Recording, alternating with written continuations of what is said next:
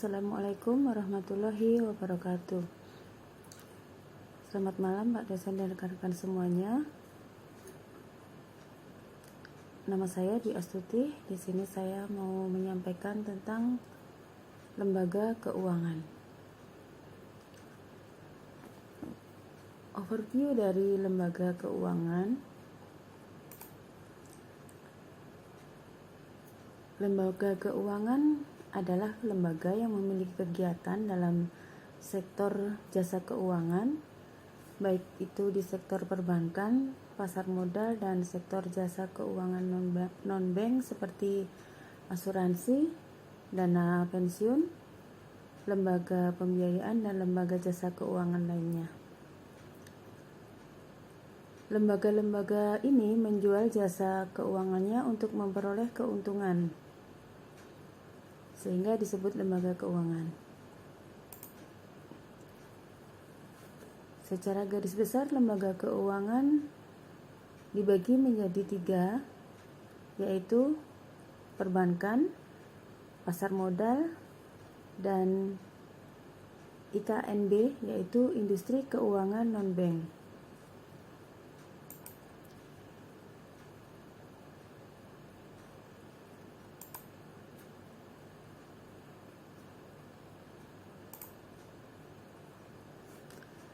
Apa yang disebut dengan industri keuangan non-bank? Yaitu asuransi, dana pensiun, lembaga pembiayaan seperti contohnya Adira, FIF, dan Pegadaian. Lembaga keuangan mikro seperti Badan Usaha Kredit Pedesaan, Baitul Mal, itu juga disebut dengan IKNB. Juga fintech, contohnya fintech yaitu GoPay, Link, OVO, dan lain-lain. Ada beberapa lembaga yang mengelola tentang keuangan tapi tidak dapat disebut sebagai lembaga keuangan. Contohnya seperti BPJS Kesehatan, Departemen Keuangan, dan Kantor Pajak.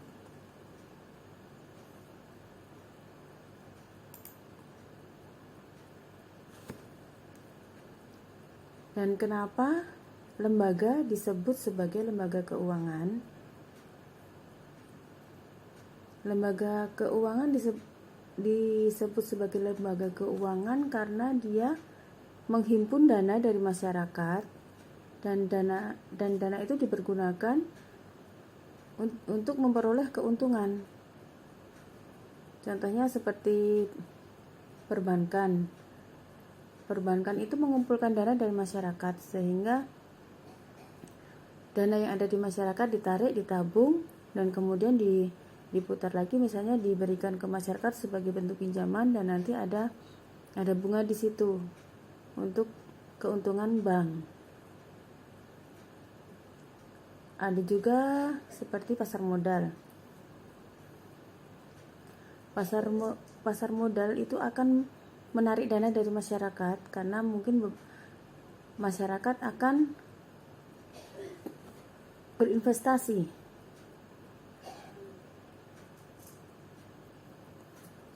Investasi dari perusahaan-perusahaan besar itu sebenarnya banyak berasal dari masyarakat. Jadi sebenarnya dari banyak sumber, karena masyarakat itu jumlahnya banyak, meskipun mereka membeli saham dalam jumlah yang tidak terlalu banyak, tapi karena perkaliannya itu banyak, jadi itu akan menjadi modal yang sangat besar untuk perusahaan-perusahaan besar juga.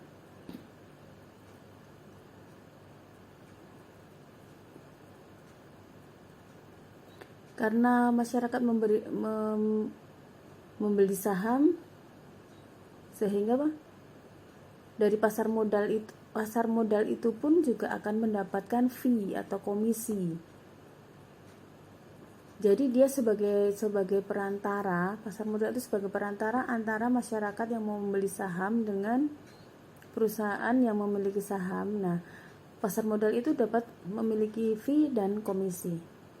Makanya dia disebut juga sebagai lembaga keuangan karena dia memperoleh keuntungan dari fee itu.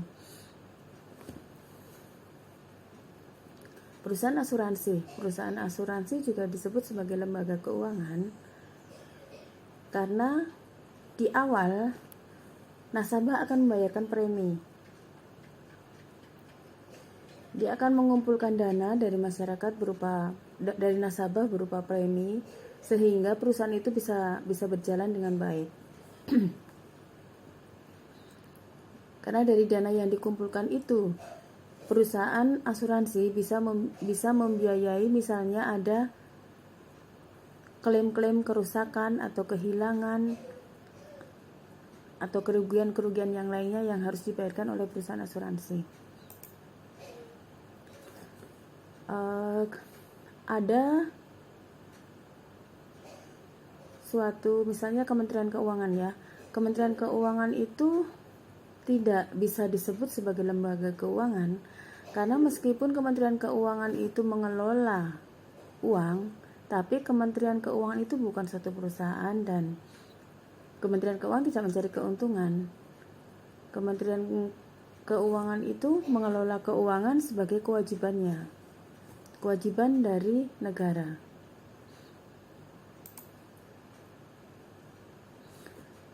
Dari semua lembaga keuangan itu tentu saja harus ada suatu badan yang mengawasi yang kita sebut sebagai OJK, Otoritas Jasa Keuangan.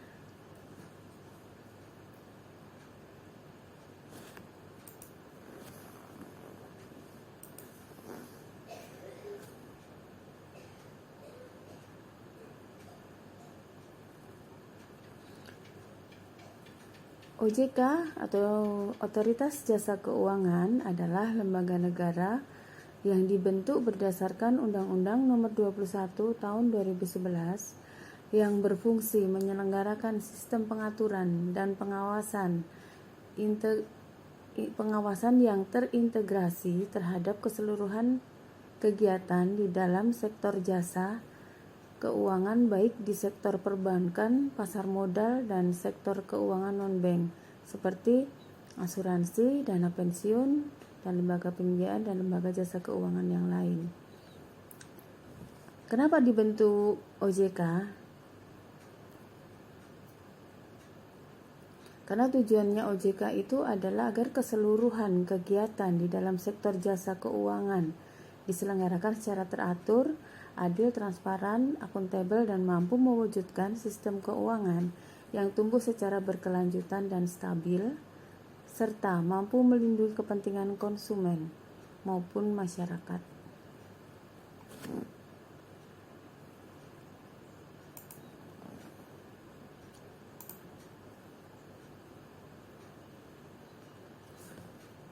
Dan kenapa perlu dibentuknya OJK, yaitu Badan Pengawas Keuangan ya? Karena lembaga keuangan itu menghimpun dana masyarakat. Apabila perusahaan itu kolaps, maka dana masyarakat yang ada di dalamnya akan susah untuk dicairkan. Pada akhirnya masyarakat menjadi korban dan bisa menimbulkan ketidakpercayaan pada lembaga keuangan. Jika masyarakat tidak percaya kepada lembaga keuangan, maka ekonomi negara bisa krisis karena lembaga keuangan adalah jantung perekonomian yang menarik dan memompa keuangan dari dan berbagai sektor ekonomi.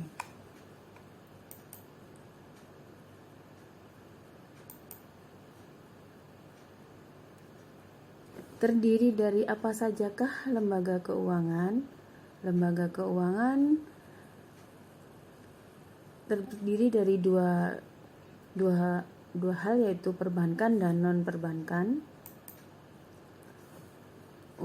Apa saja yang termasuk perbankan? Yang termasuk perbankan adalah bank umum dan BPR.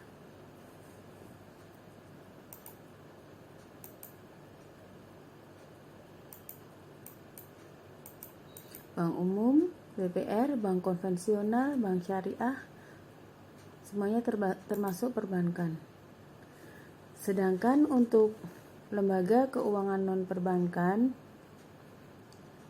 terdiri dari pasar modal, asuransi, lembaga pembiayaan, lembaga keuangan mikro, lembaga keuangan khusus, dan fintech.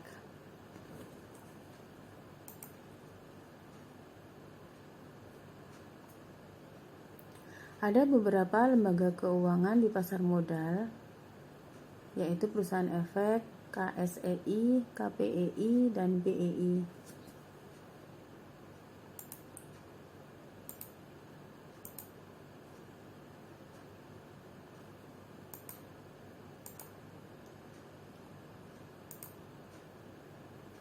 Bursa Efek Indonesia. Bursa Efek Indonesia adalah tempat jual beli saham di Indonesia. Jadi pada saat masyarakat mau membeli saham, itu tidak langsung ke perusahaannya, tapi melalui bursa efek. Jadi tidak ada direct dari masyarakat, dari customer masyarakat langsung ke perusahaan. Tapi ada perantaranya di situ, yaitu Bursa Efek Indonesia.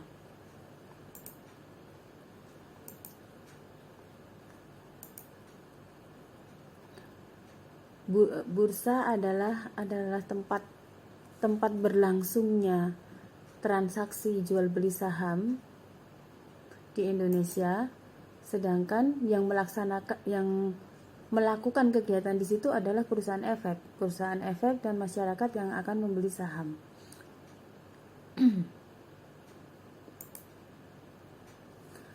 Apa itu perusahaan asuransi? Perusahaan asuransi adalah perusahaan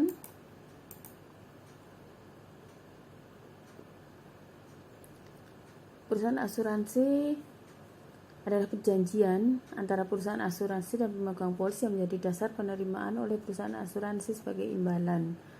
Jadi asuransi adalah perjanjian antara perusahaan asuransi dan pemegang polis yang menjadi dasar bagi penerimaan premi oleh perusahaan asuransi sebagai imbalan untuk memberikan penggantian kepada tertanggung atau pemegang polis atas kerugian, kerusakan, atau biaya yang timbul akibat kehilangan keuntungan dan sebagainya. Perusahaan asuransi juga memberikan pembayaran yang didasarkan meninggal atau hidupnya tertanggung dengan manfaat besarnya telah ditetapkan dan didasarkan pada hasil pengelolaan dana. Usaha perasuransian merupakan kegiatan usaha yang bergerak di bidang jasa pertanggungjawaban dan pengelolaan risiko, pertanggungan ulang risiko, pemasaran dan distribusi produk asuransi, konsultasi dan keperantaran asuransi, penilai kerugian dan asuransi syariah. Penilai kerugian asuransi atau asuransi syariah. Contohnya asuransi adalah asuransi jiwa, misalnya asuransi kebakaran untuk rumah, asuransi kebakaran untuk perusahaan, dan lain-lain.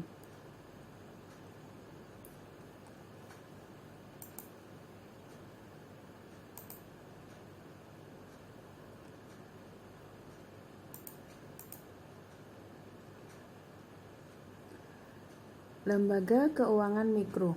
Lembaga Keuangan Mikro atau LKM adalah lembaga keuangan yang khusus didirikan untuk memberikan jasa pengembangan usaha dan pemberdayaan masyarakat, baik melalui pinjaman atau pembiayaan dalam usaha skala mikro kepada anggota dan masyarakat, pengelolaan simpanan maupun jasa konsultasi pengembangan usaha yang tidak semata-mata untuk mencari keuntungan saja.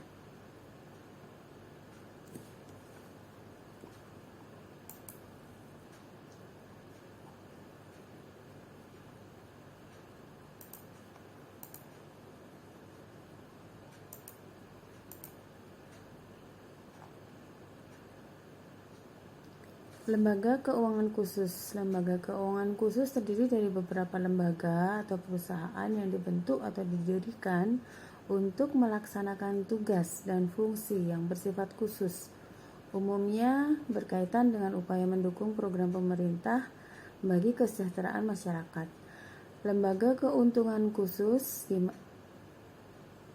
lembaga keuangan khusus yang dimaksud meliputi lembaga pembiayaan ekspor Indonesia, perusahaan pegadaian, lembaga penjamin, perusahaan pembiayaan sekunder perumahan, PT Permodalan Nasional Madani atau Persero, PT Dana Reksa atau Persero.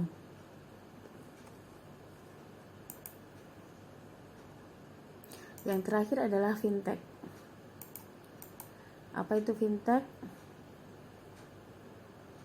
Fintech atau kepanjangan dari Financial Technology, P2P Lending. Fintech lending, peer-to-peer lending atau pinjaman online adalah penyelenggaraan layanan jasa keuangan untuk mempertemukan pemberi pinjaman atau lender dengan penerima pinjaman atau borrower dalam rangka melakukan perjanjian pinjam-meminjam dalam mata uang rupiah secara langsung melalui sistem elektronik. Fintech lending juga disebut sebagai layanan pinjam-meminjam yang berbasis teknologi LPNUBTE. Sampai dengan 25 Oktober 2021, total penyelenggara fintech lending yang terdaftar dan berizin adalah sebanyak 104 penyelenggara. Dan pada 2 November 2021 terdapat perubahan nama sistem elektronik di laman website PT Aman Cerman Cermat. Demikian yang bisa saya sampaikan tentang overview lembaga keuangan. Mungkin masih banyak yang belum kita sampaikan karena terbatasnya waktu, dan memang untuk lembaga keuangan ini sebenarnya sangat luas sekali ya, sehingga mungkin akan memerlukan waktu panjang untuk menjelaskan semuanya. Demikian, terima kasih Bapak dosen yang terhormat. Terima kasih sudah memberikan materi kepada kami sehingga kami bisa memahaminya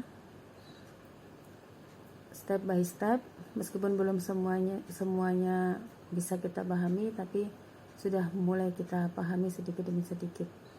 Demikian dari saya. Ada kurang lebihnya saya minta maaf. Wassalamualaikum warahmatullahi wabarakatuh. Terima kasih.